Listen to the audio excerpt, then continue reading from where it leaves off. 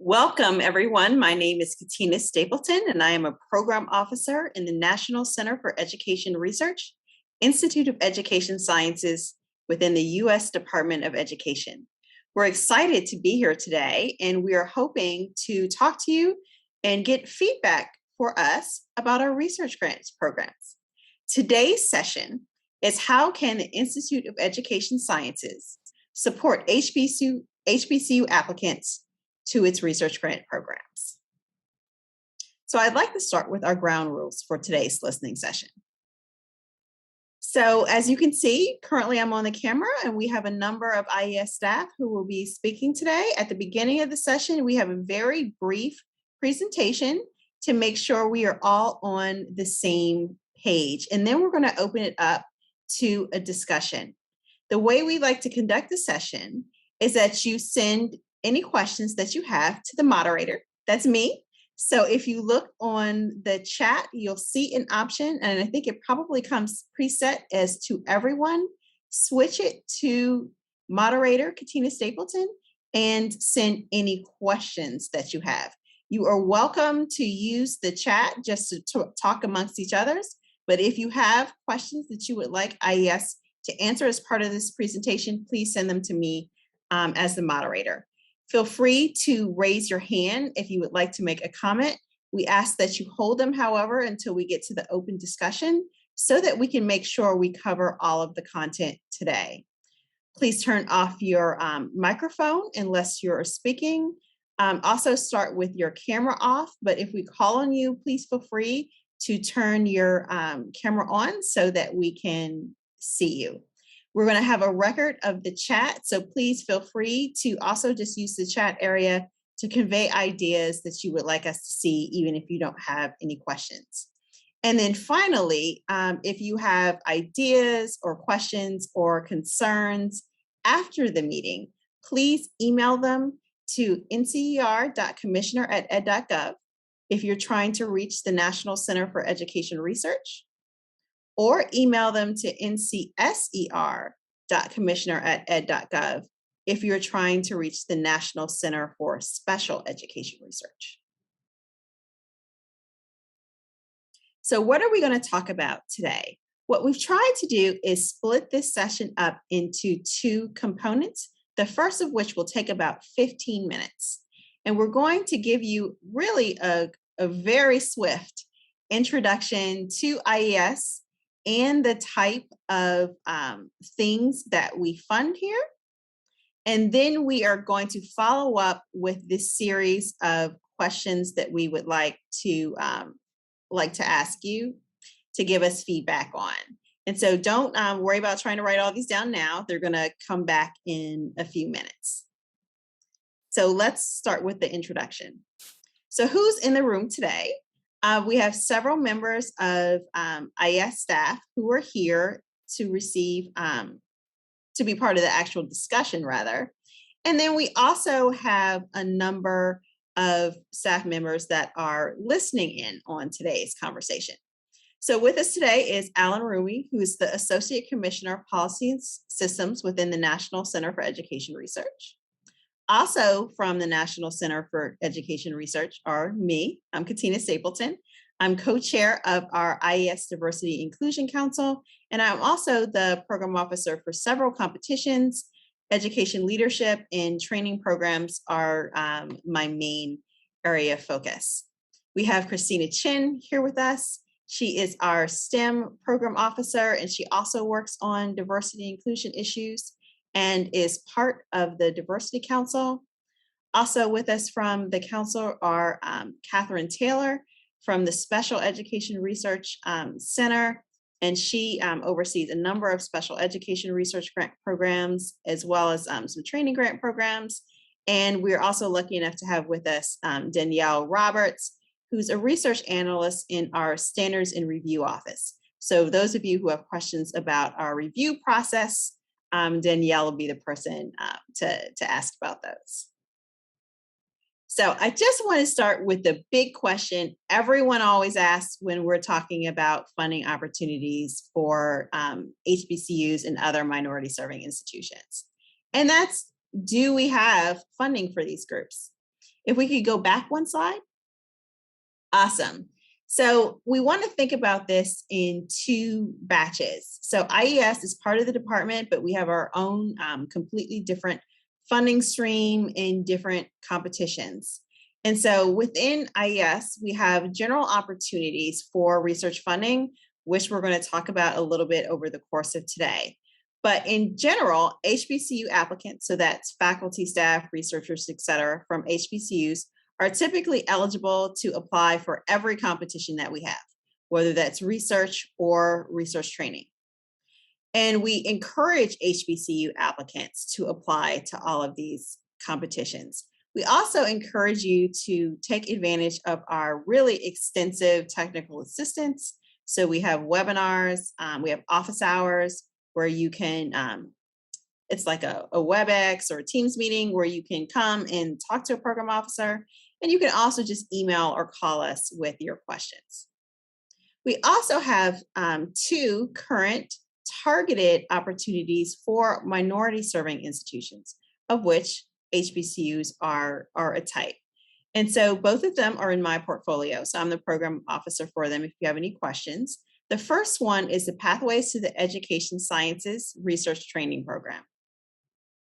So this set of grants are made to institutions who have training programs for undergraduates, post-baccalaureate students, or master's students who wish to become education scientists in the future. And the idea is that we start with these students early to give them a passion for research, passion for the education sciences, and to give them the training that they need to go to graduate school. What's unique about this competition is that it's awarded only to MSIs or MSIs in partnership with other organizations. Training programs typically have fellowships for the students that last about a year.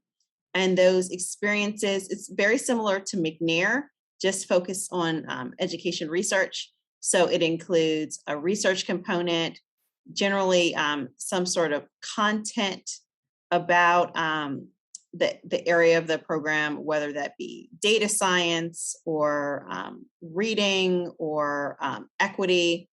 And then they also get assistance in studying and preparing for graduate education. So GRE prep and things like that. And then they're also mentored for that period.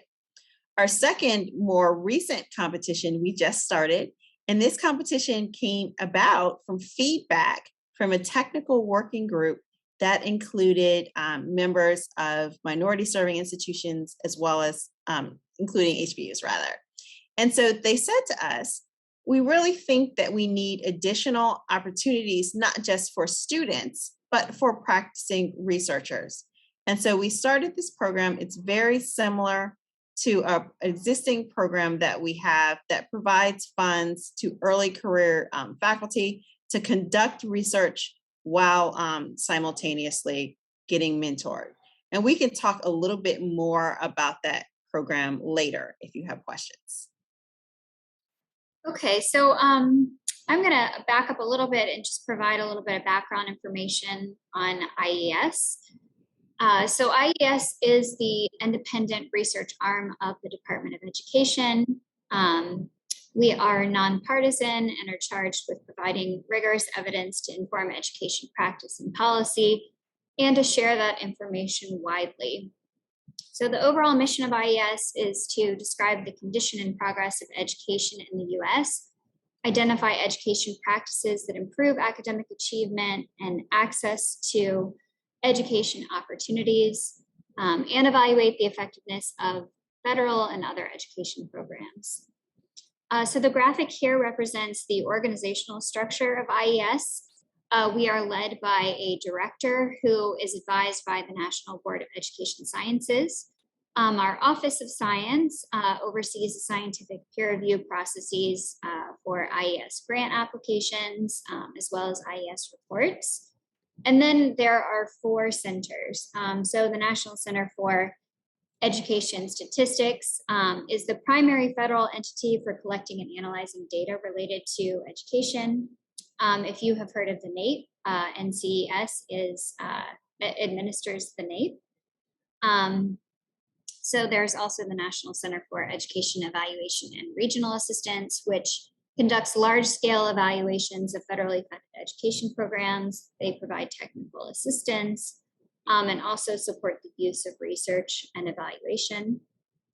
And then there are the two research centers. So the National Center for Education Research, or NCER, and the National Center for Special Education Research, or NCSER. And these centers award research grants. So the grant programs that Katina just mentioned, as well as the other ones that we'll talk about today, are managed by NCER and NCSER. Next slide.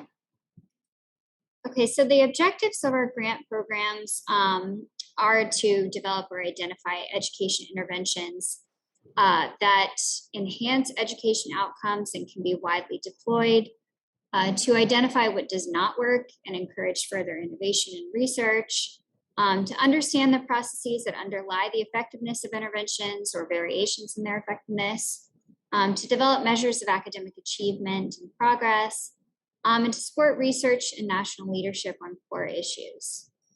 So another way of thinking about the objectives for the research grant programs is to provide answers to three questions. So what works to improve student education outcomes, what doesn't work, and then what do interventions, or how do interventions improve education outcomes, including for whom do they work and under what conditions. Next slide. Okay, so both NCER and NCSER have a variety of research training programs, including the two that Katina discussed, the Pathways in the Early Career program. In general, the objectives of our training programs are to prepare individuals to conduct rigorous and relevant education research, to train and mentor students and researchers from diverse backgrounds in order to encourage their entry into and success within education research careers, and to improve the quality of education research and encourage new ideas, approaches, and perspectives. Next slide. So collectively, IES-funded research should yield outcomes and products that are meaningful. They should inform stakeholders about the practical benefits of education interventions, the costs and cost effectiveness of such interventions, and contribute to scientific knowledge and theory of teaching, learning, and organizing education systems. And researchers receiving IES funding are also expected to disseminate evidence in a way that's useful to and accessible by educators, parents, policymakers, researchers, as well as the public. Okay, so let's move on a little bit more to talk about a little more information about the research grants and what we're hoping to gain and how they differ from other grants, other grantor and grantors. If you apply to IES, it means you really want to work in education settings. So we're trying to move researchers outside the lab. We want them working in the schools and the after schools, and we're even after school programs controlled by the school systems or the districts. And we're even trying to push you to work outside your own university. If you're working with post-secondary students, we do like you to work with multiple institutions to try to increase the generalizability of your work. You want to work on improving student education outcomes. So we're asking you to go beyond intermediate outcomes, such as changing teacher or leader practices, to see if those changes actually improve student outcomes as well. And finally, that we want you to share your findings with education practitioners in order to inform and improve practice, and with the public as well. Next slide. So you may have experience with other grant programs at the Department of Education, and there are some differences with those programs and IES grants. For example, IES grant funds are for research, so we don't provide grants solely for program support or service. So you cannot use an IES grant just to implement a new program or to build internal research capacity. You can do those things as part of a research study. For example, you can support implementation of a new program as well as evaluate it, but you can't just support implementation alone. IES does not have specific priorities or competitive preferences that result in extra points for any application. And IES reviewers have flexibility to rate your application based on its overall scientific merit. So they do rate individual components of your application, but then they're allowed to do a more holistic rating of the overall contribution to research and practice. Next slide. Again, you may have some experience working with other federal grant agencies. Like them, we support rigorous research, basic research, development of new interventions, refining interventions, piloting interventions, and large evaluations, as well as the development of new measures. Some differences are that NSF may be focused more on STEM-related research. IES does fund that as well, but we're not solely focused on it. NIH supports certain types of work that are a little bit more linked to medical as well as education, for example, brain-related research and genetics research. But in this chart, you see that all three of us provide information on our grant programs using written documents, although they may have different names, such as a request for proposal or a request for applications or a parental announcement.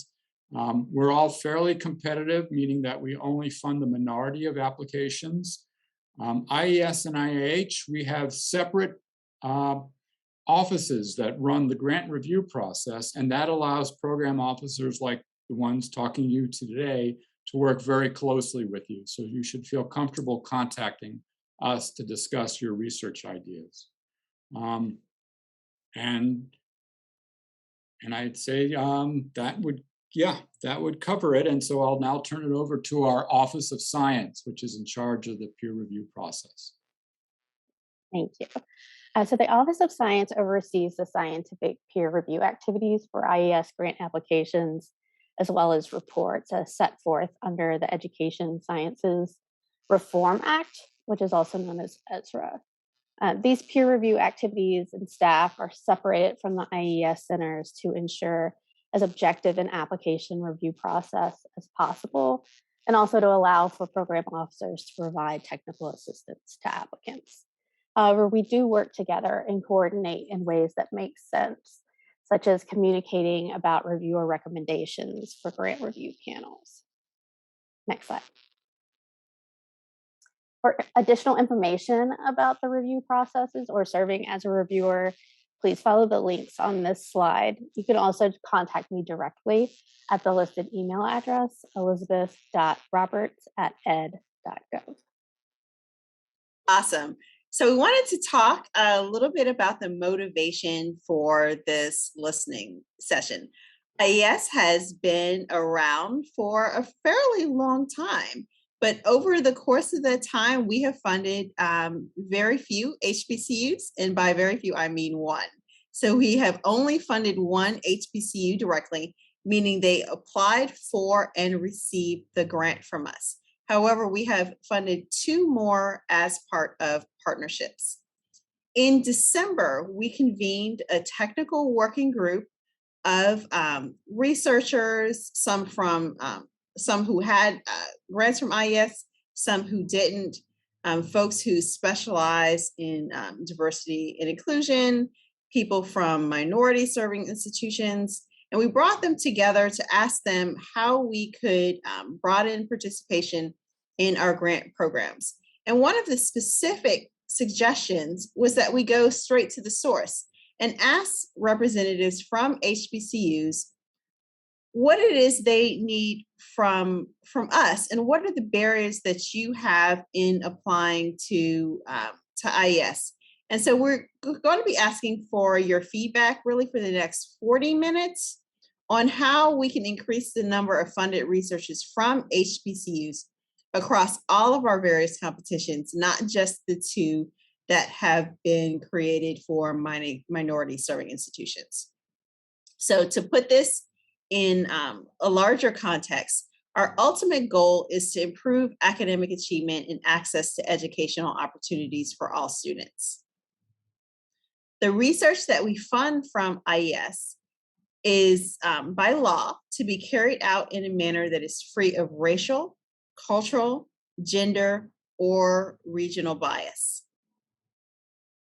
And then on top of that, we think for us to to carry out, to fund high quality research that's all of these things that improves academic achievement and access to educational opportunities, that we need different voices. And so we need to have talented researchers, statisticians, and evaluators from all backgrounds, and not just in terms of demographic backgrounds, we mean in terms of institutional backgrounds.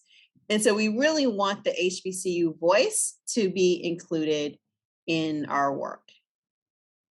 So my colleague and I, Christina Chen, are going to open this up for discussion. We've got 5 questions that are here, and I'll just go ahead and read them. We would like to do them in order because we think this is an order that makes sense to us. But if you feel really strongly about something towards the end and you want to make sure we discuss it, please feel free to move it forward. So you can send questions to me as the moderator, or you can raise your hand and we will move on. So Christina, do you want to just run through the questions real quick? Sure. So the first question we have for you all is what factors do you consider when deciding to apply or not apply for IES research grant funding? Second, what are the barriers to MSIs applying for and carrying out IES-supported research? Third, how can IES expand or increase outreach to MSIs interested in education research?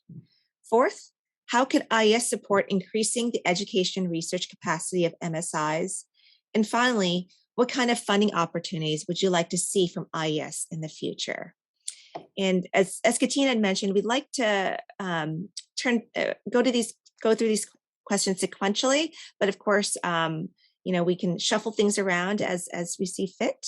But I'd like to first open the conversation up to that first questions about what factors you consider when applying or not applying to IES.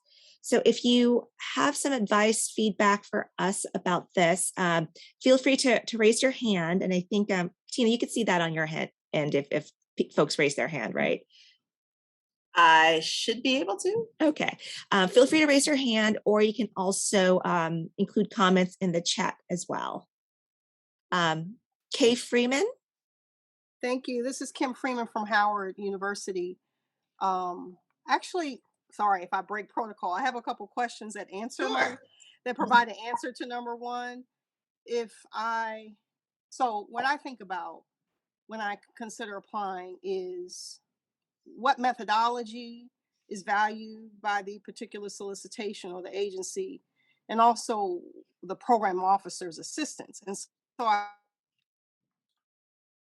think I saw on 2 slides from, Dr. Ruby said, which I was surprised. So my question is this a shift from the Department of Ed or from IES that you don't want experimental research anymore? That certainly has been my kind of view. And that is one thing that is involved in my decision-making about what methodology does the agency look for. And I thought experimental design was high on that list, but I heard Dr. Ruby say you want research that's now done outside of the laboratory, which of course you can do field studies using experimental design. So that was one question, is that a shift? And then my other question was, what is the role of the program officer? Because in making the decision about what gets awarded, if there's a separate review panel, because in my other funding from other agencies, that program officer was instrumental in developing a good quality application, but also in it getting funded, and because they advocated for it or they were involved in the review process. So Alan, do you think you could take the first question about our methods, and then we'll talk a little bit about the review in the program? Sure, I'd be happy to. I would say it's not a shift in the sense that we will continue to support experimental research, which is actually only a minority of the research we fund. Much larger percentage of our research is both the development of new interventions and the exploratory work examining what are the key characteristics, be it of the student, the teacher, the school, the district, that are linked to student education outcomes. And so the type of work we're funding it's not, well, okay, let me go back. even our experimental research, we ask people to do mixed research so that it's not only an experiment or a quasi-experiment, but it's going out and talking to the people, be it again, the student, the teacher, asking them why they think this intervention works or doesn't work, or what is going on in their education that might lead this intervention not to be successful in the school or to be successful in the school. Then the other area is the exploratory research, which also often combines survey, interview, technologies. Again, what are the characteristics linked to successful student outcomes? So I'm not going to say we're switching in that great detail, but I am going to say we're switching a bit to try to use the methodologies that might be most likely to examine not only why an intervention is working, but why it's working for specific types of subgroups or specific type of individual students and teachers, to try to get more at why are things working, not only are they working. So thank you. So one of the things that we have always been able to do with IES program officers is give technical assistance. And so that's definitely not new. Myself and Christina Chen have been in IES a long time. It's 16 years for me. And I think, Christina, it might be 14 or 15 for you. One at 15 too. Yeah. So the entire time here, we have been able to give technical assistance. And I think people just don't know that we can do it. And so we can give assistance all the way from responding to emails, questions, to reading drafts. I read a draft this morning and gave someone feedback on their work for the upcoming competition. And so it is part of our job to help applicants. So you should not feel like you are imposing on us by asking us questions. Now, there are going to be times where we are busier than others, so you may be asked to come to an office hours as opposed to having an individual call, or we may have a webinar where we try to put out information that we think everyone needs. But when it comes down to it, if you have an individual question that needs really tailored feedback, you can contact us individually. So in this presentation, we are trying to manage responses. So we want them all coming to the same email address. But for other things, you could just email us. And it's always our name. So in my case, katina.stapleton@ed.gov. You could send me a question and I would respond to it. Danielle, can you talk for a second about the firewall between program staff and standards and review? Yes. So, so we are separate. The Office of Science sits outside of the centers, and that is, so there is that objectivity. So when you were asking or speaking to the role of program officers in funding decisions, that is not the case in IES. It is based upon the critiques and scores of our grant review panels, which are put together by the Office of Science. But we do speak with program officers to get feedback, whether it's recommendations for new reviewers, and we also meet after every grant review cycle to get feedback on the reviewers who served on each panel in the prior session. Hopefully that gives you a little more insight into the decision of which applications get funded or not. Thank you. And I see a question from Rachel, so I'm going to call on you in just a second. I just wanted to say that I got a few messages from people asking about the factors. And so I've got several saying that it's not a lack of interest, but rather of capacity, that people need release time really even to be able to put a quality application together. I have some that said they have high teaching workloads. And then one said that it's a lack of a prior record, that they feel like because they don't already have funding that they will not be able to get funding in the future. Rachel Ruff. Hi, I'm Rachel Ruff. I am a senior at Fayetteville State University. I'm also serving as the Director of Diversity and Inclusion for SGA. And so as you guys are answering these questions about how to be more inclusive, I just wanted to know what are some strategies you guys are going to implement.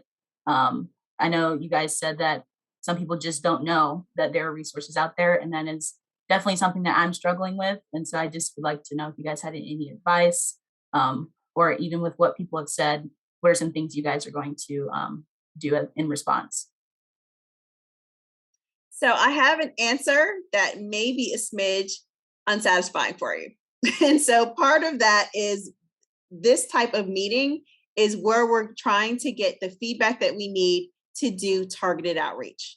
So we've done general things in the past where we send emails out to listservs. For example, the White House Office on HBCUs is always advertising our information.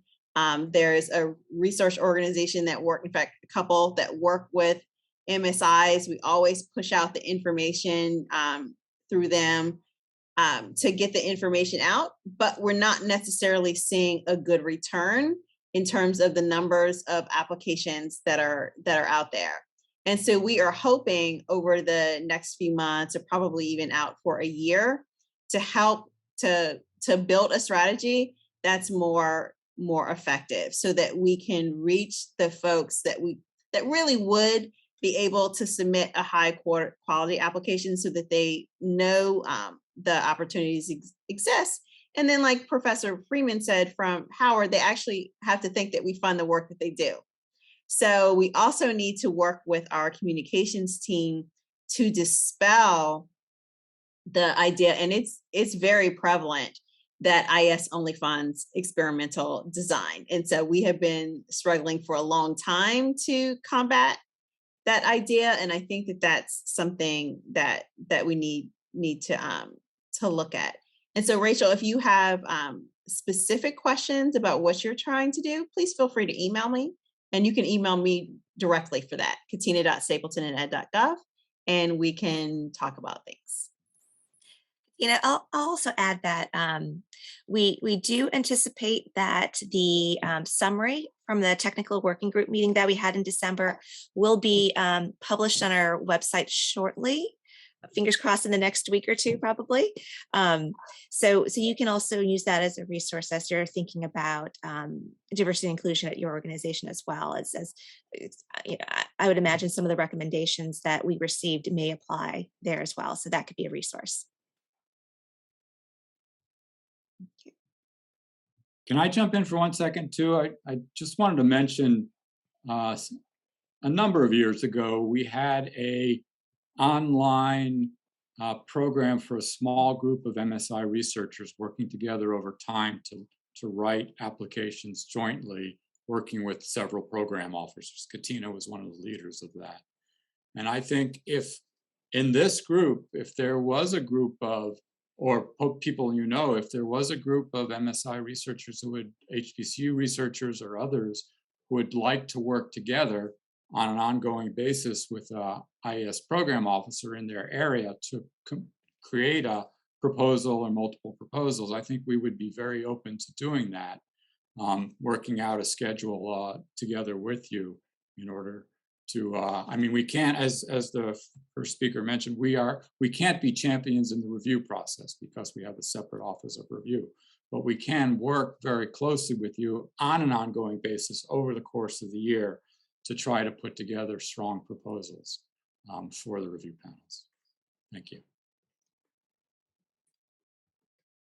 So why don't we move on to the second question and talk a little bit about the barrier. So I mentioned a few of them that came up in the comments. If that was you or someone else wants to contribute to that discussion, why don't we talk about that now? So what are the barriers that you have as an HBCU faculty member or staff researcher applying for a grant?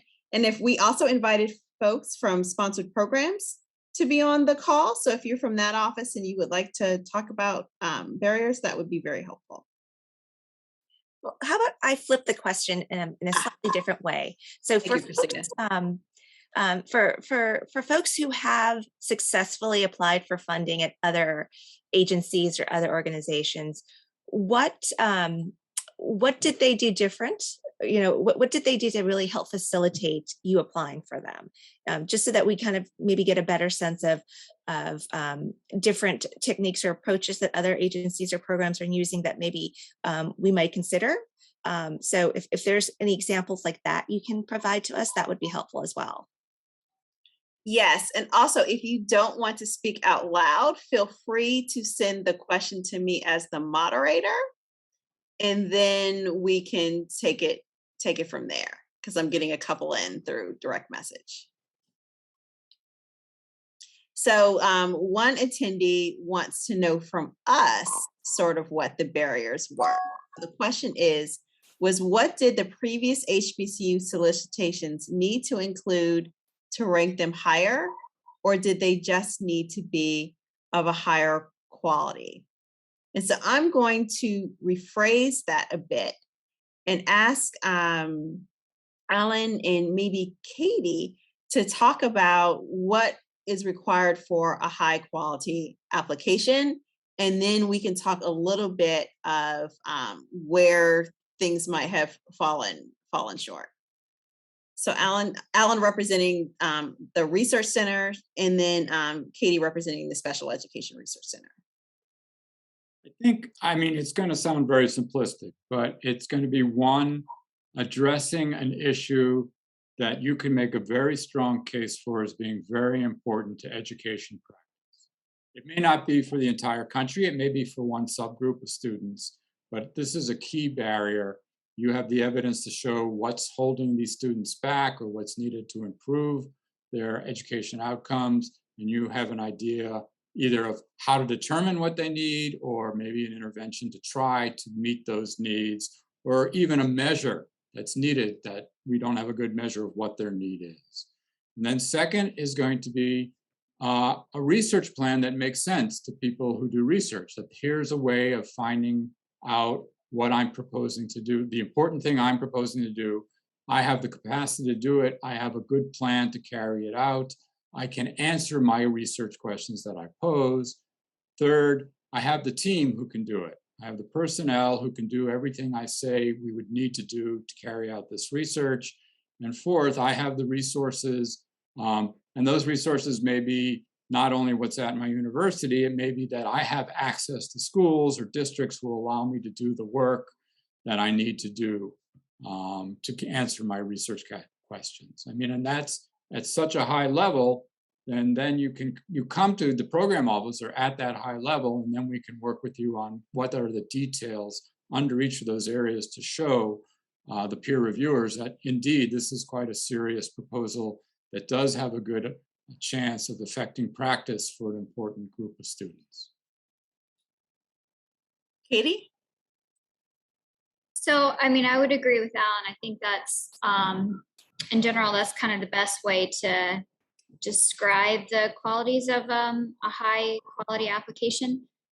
It's going to depend a little bit on the particular program that you're applying for, but and Alan mentioned some of those kind of high level things to address as part of your application. But I think really just following the requirements and specifically the recommendations that are listed in the particular request for applications for the particular program that you're applying to is kind of like the most, I think that's the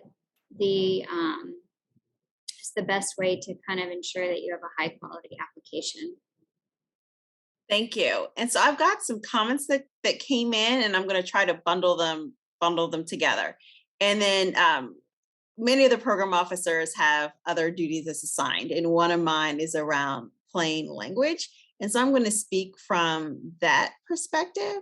A lot of application or applicants, and this is not restricted to MSIs, this is a problem across our applicants, especially new applicants, people that haven't applied to us before, don't really know what a fundable application looks like.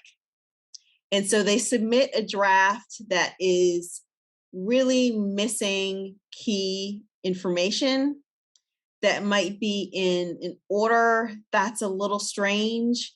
And so there is an art/craft to writing a high quality application.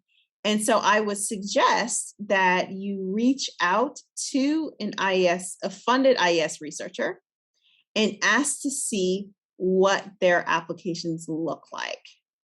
And that might help you see where it is that some of the things that yours might be missing. In fact, the draft that I read this morning was just missing a key area, and it was a perfectly reasonable project.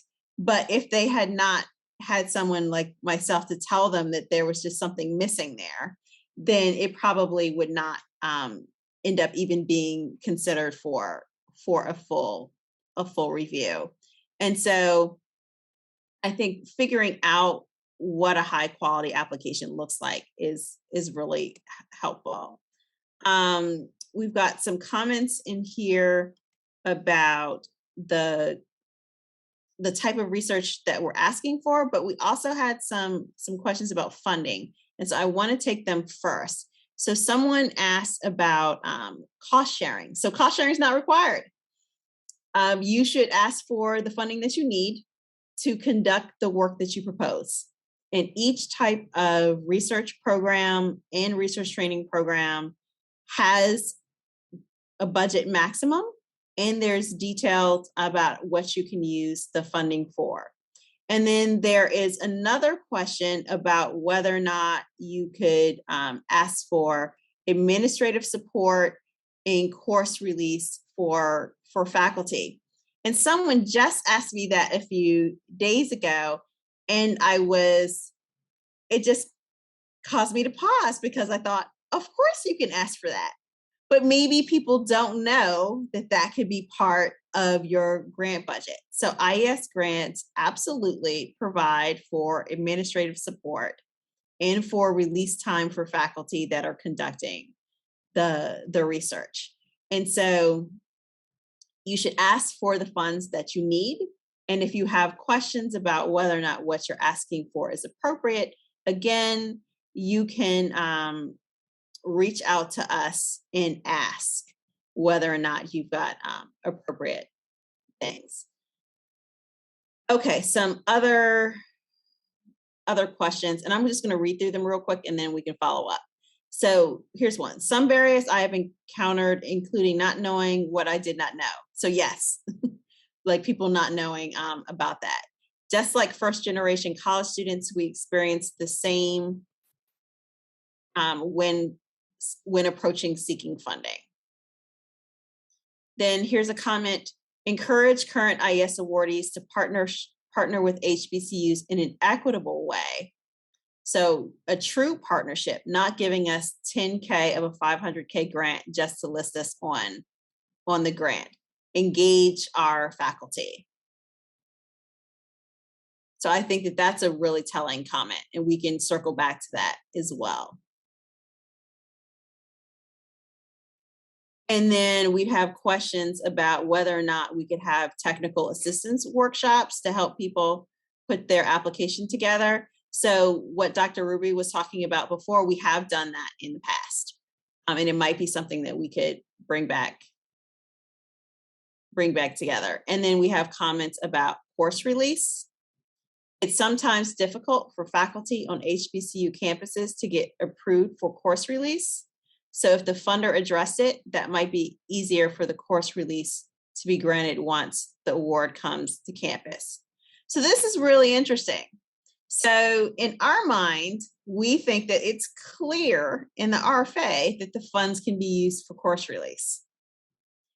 Is that something, and you can put this in the chat, that you think we need to clarify the language for in our RFAs, that funds can be used for that?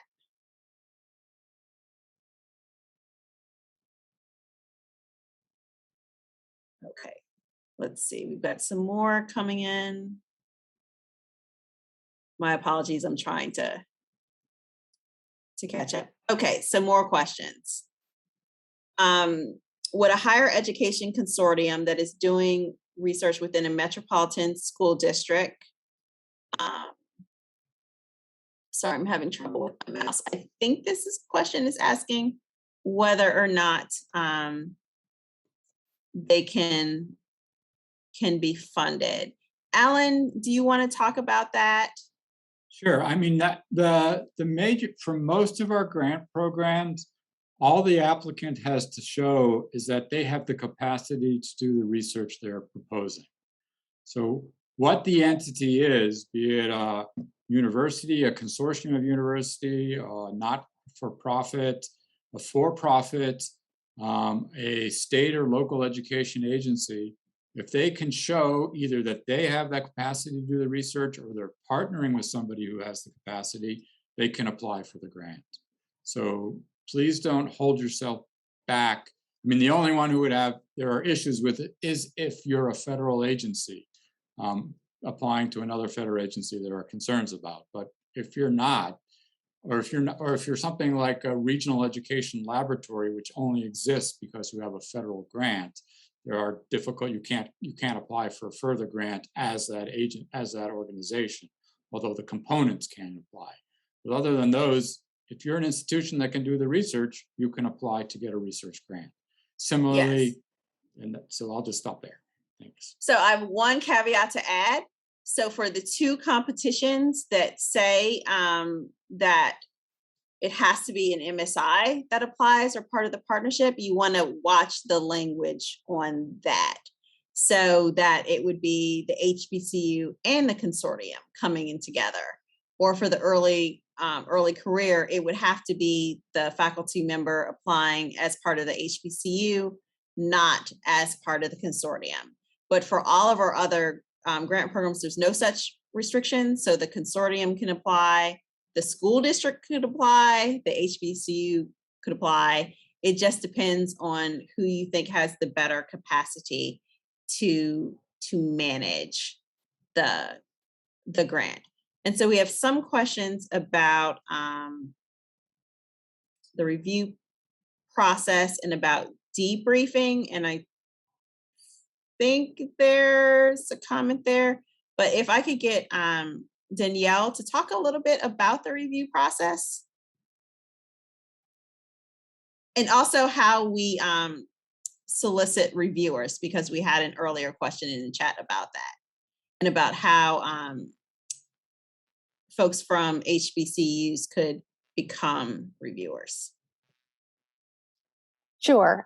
So as far as the kind of an overview of the review process itself, so the applications come in, and then the Office of Science team, the Standards and Review team, works. There are certain standing panels that meet every year, and then there are panels that only meet for 1 year if it's a special competition that's going on. And so we start recruiting reviewers who have expertise in the areas that match the RFA requirements. And there are also always methodologists on the review panels. So people who really have strong expertise in RCT or mixed methods design research and that sort of thing. And as I previously mentioned, we do collaborate with program officers to find new reviewers when we are in that process, to make sure that we're always, having new perspectives in on our panels. And then applications based on the topic and RFA that they come in under are assigned to those different panels, and then specific applications to reviewers. And reviewers typically review about 8 applications if they're a full panel member, and have about 6 weeks for most competitions to complete their critiques and scores. And so there are 4 to 5 criterion scores depending on the competition, and then an overall score. And the average overall score across the anywhere from 2 to 4 reviewers, depending on the type of application, determines whether or not the application is triaged, and then moves on to the full panel review. And so we typically have 2 to 3 different review sessions. And so during that time frame, all of the primary reviewers present their critiques and their scores, and the entire panel discusses the strengths and weaknesses of each application, and then everyone on the panel provides scores for the criteria and an overall score. And then those applications typically that are 2.0 and higher, that's considered, that's the goal for our funding range. And then depending on the amount of funding that's availability, that's where the final decisions are made of which applications get funded. And as far as being able to serve as a reviewer on our panels, we have Primo, which is accessible publicly, and that link, I think it's that was on slide 16. That takes you to the Primo page and directly to the area where you would be able to register yourself as a reviewer. So you put in your contact information and upload a CV, and that's how we are able to see your areas of expertise. And as I previously mentioned, you can also reach out to me directly if you just want to make sure that we are aware that you have put your information into Primo and that you are indeed interested in serving as a reviewer. Danielle, can you tell them sort of the length of time this whole process takes? Sure. So I will just give our main competition as kind of a guideline, and that the deadline for the 305A competition is coming up, I think, on Thursday. And then I believe our goal for having review materials to our reviewers is late December, before the holidays, but late December. Things are a little bit different this year. And the panel meetings are at the end of February, beginning of March this year for that competition. So you typically, as I mentioned before, you have, for reviewers, it's about 6-week time frame that they are completing the critiques. And I think it's about a month after that, so maybe around April, that the centers are making their final decisions about which applications will actually be funded. So at that point, you're about, I guess, 9 months in that from the time that you've submitted your application until you're probably hearing back about whether or not your application is funded or not. And as Katie mentioned in the chat, there is time where the program officers then, after that time frame, are able to provide feedback to those applicants who were not funded. And that gives you time then to kind of think of how you might revise your application if you're looking to submit again the following summer. Yeah, so if you think sort of time from idea to finding out whether you received the grant is a year-ish or a little less than a year. So that's one thing to keep in mind in terms of timing.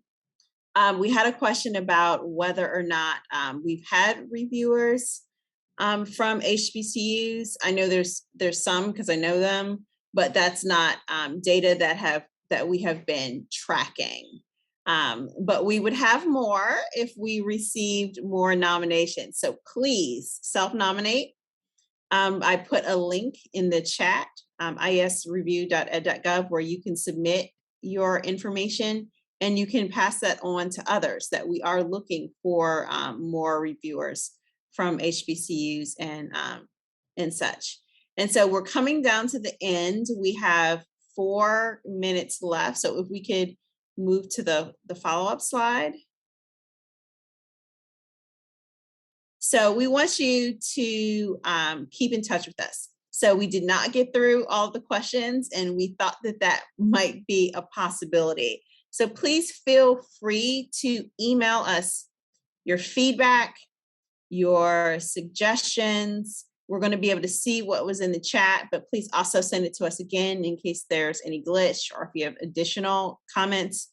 There are 2 email addresses here. The first one goes to the National Center for Education Research, and the second one goes to the National Center for Special Education Research. So if you know you specifically want to do research in the area of special education, so that students, or rather children birth, I think through high school, that have disabilities or at risk for them, please email the NICSR email address so that we can give you targeted feedback.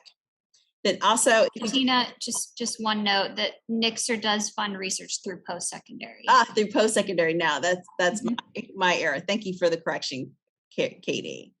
So for just more information about our funding opportunities, this is here again, and we dropped it in the chat. Go to our main funding portal, which shows you sort of everything about all our competitions. If you reach that and you're just overwhelmed, there's nothing wrong with a cry for help. Email the commissioner address, or you can email me, katina.stapleton@ed.gov, and I will try to help walk you through it. And if you are trying to learn more about our efforts in diversity and inclusion at IES, please see our IES diversity statement, which is located on the website. And so we're at 2:59, and I want to thank everyone for your participation. And please do keep in touch, and hopefully we will have additional things to follow up with you as well, including a blog from our 2 commissioners, which should come out sometime this week. And so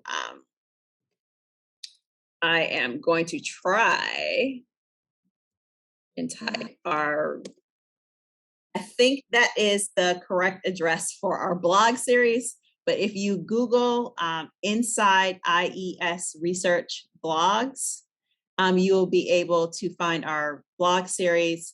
And again, thank you everyone for joining us, and we look forward to hearing from you in the future.